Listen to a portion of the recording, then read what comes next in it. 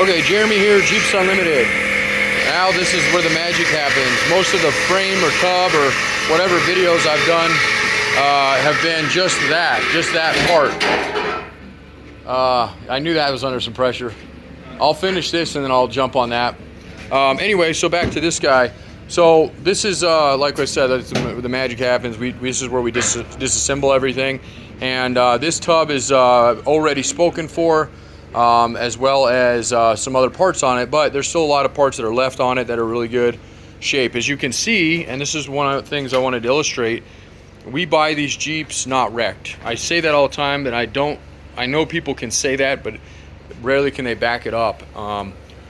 And just showing you, there's not a ding on this thing. You know, some ask why I part them. Well, this is what I do, and in order to support my lifestyle, in order to support my employees' lifestyles, if we kept them all together, and then also to support our customers, that's a big one. We obviously couldn't do what we do without doing that. So this was a clean Jeep. I'm trying to think. I think there was one thing. I want to say it had an axle. I think the rear axle's bad on it. Inside of it, it actually looks fine, but it was clicking a little bit going down. But we actually drove this Jeep home. It shifted good. The tranny's available as of now, I believe. It's got an AX15 in it. Super hard to get right now. It's got a MP231 transfer case. That's good. And that axle might just have some spider gears or something from the noise of it. It sounds okay. We haven't popped covers yet. But anyway, back to this. So this is kind of a almost dismantle video. It dismantles. Just be careful, Sam. Sam, just for a minute, just be careful around that thing. Oh, yeah. Is he gonna try to get that out of there? Tell him just to. Okay. He's not gonna like that, but just tell him to go real slow. Tell him to go slow and keep it in low. Don't keep. Anyway, sorry, I got employees doing stuff that I normally do myself. So, but they're great guys. They try to take it upon themselves. Sometimes good. Ah, you killed it. Oh man, see, that's the thing. They're trying, but it's dead. So now we got to jump. But anyway, it's distractions that keep me busy. 303-666-9020, partsbreakers.com. That's our website. Sorry, I got distracted there. And just to show you, these are clean. I mean, these are exceptionally clean. These are the cleanest you'll find. And I back them up. I've never, ever had a tub come back. I've never had a frame come back. I've never really had one damage. In shipping, we crate everything as far as the tubs go, and then we skid. Build a big skier for our frame. So that's really what we've been known for 15 years. It's not something I've seen somebody else do and copied. I was literally the original one. Matter of fact, even Throttle Down Customs wasn't building frames before I started selling them. They came in. I'm not bragging about that. I'm just stating the facts as it is. And I'm honestly, I'm glad they're out there, because we compete on a different level and really don't compete at all, because if it wasn't for them, when I'm completely out of frames, which happens all the time, because we're still a little bit cheaper and they're still OEM, so there's some advantages there, but they can support that when I'm out. And they don't sell tubs, and nobody does. I mean, there's the aftermarket community that's in these tubs is absolutely junk. It's Taiwan, Chinese crap still. It is tinny. I am not just saying that. I promise you, if you order one, you will be greatly displeased. There are things that don't come on them, that simple things, raised lettering on the Jeep, holes that are supposed to be in them. I could go on and on, but again, my job right now is to show you how clean my stuff is, our stuff is, and go from there. So floorboards, beautiful. The dash is hanging right now because it's about to come out. It's got a nice tilt steering column. Those are super hard to get. Right now, it's got a family style roll cage. Believe that's available as of now. Those sell quick because they're upgrade for people who have early YJs. It's going to have nice roll bar padding, tan. That's hard to get. It's got a full carpet kit. That was nice. The hardtop on it was kind of janky. It was a CJ7 and they had adapted it. I do have a nice CJ or a YJ early hardtop right now. It's gray. Frame's beautiful on this guy. It's got a 4-liter, so it's going to have the ECM. That's super hard to get. This is the only one I have. Wiring harnesses to show you. And again, something I do when I buy these things is I make sure they're all factory. I hate seeing aftermarket lights or intakes. We really try to go after completely original because we are an OEM yard, and we just don't mess with the aftermarket all that often unless we absolutely have to, because it's just not something you can get anymore. So the front clip, I believe, is spoken for on this one. And we have others, but those are starting to get really hard to get. Fenders, grills, hoods I have a ton of, so those are no big deal right now, although I'm sure I'll regret saying that in a couple of years. Yeah, so, and then bolts, I mean, these are kind of all over, but we have bolt spins back there where Austin is, and we try to put everything in there, so if you call and need a bolt or need them in your assembly process, we can allocate those for that too. So again, just showing you kind of what we're doing and kind of our mess.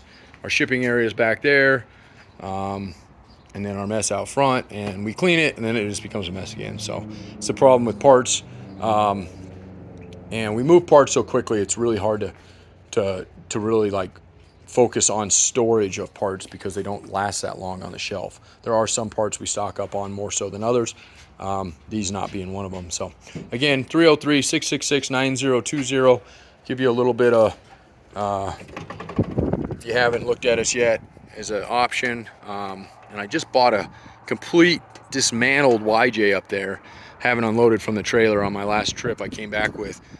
Haven't even looked at the tub on that one. Hopefully that one's good, because this is my last tub right now. Otherwise, got a late TJ tub. You can see it was tagged in the corner there. That one literally, and that tub's not even the tub. Matter of fact, the tub and the frame we scrap. That's going to go to scrap there. When they get like that, it's just, we just don't like to put them up. I mean, if somebody can use something on it, give us a call. But there's some parts we're going to pull off of it, of course. But the rest of that will go in. Really, the reason we bought that Jeep, to give you an example of something that is an example of something that was tagged in the rear, is it had a 2.4 in it. 03 to 06 has 2.4 4-cylinders. They're exceptionally hard to get. They're junk motors. Sorry if you have one and you love it. That's great. I hope it lasts a long time for you.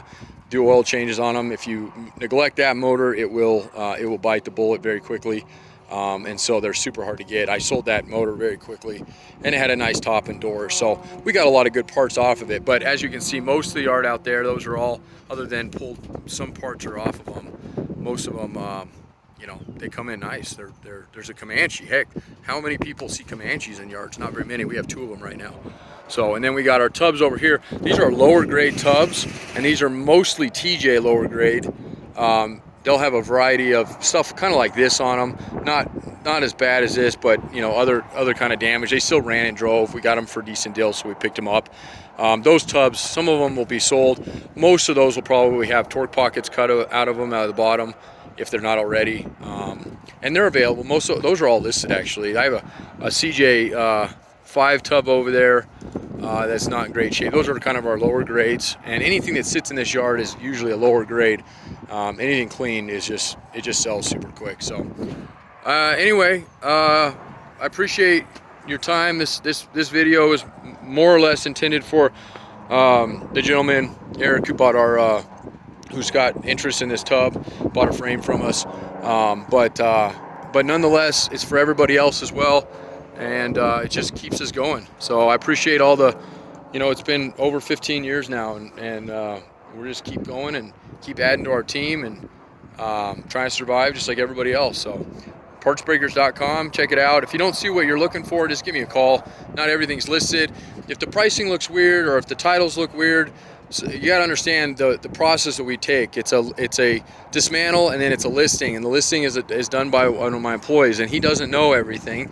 That he's learning, and so every once in a while he'll put something up that looks a little goofy. So if the titles look goofy or the ad looks incomplete or the price is double what it's going for everywhere else, that's typically just because it hasn't been edited yet. I have to go through and edit each one of them, or my wife does.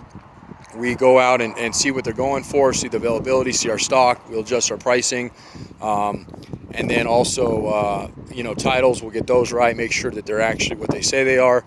and whatnot. So just bear with us on that as we grow. We're a small company still, and you know, we got a team and family out here, and we're doing our best, but we will make it right. And we have our feedback speaks volumes for ourselves, other than the guy on Facebook a few weeks ago that I clearly upset. It wasn't my intention, but that's like literally the only feedback I've had that was negative. And I talk about it. It's just not something I can hide behind.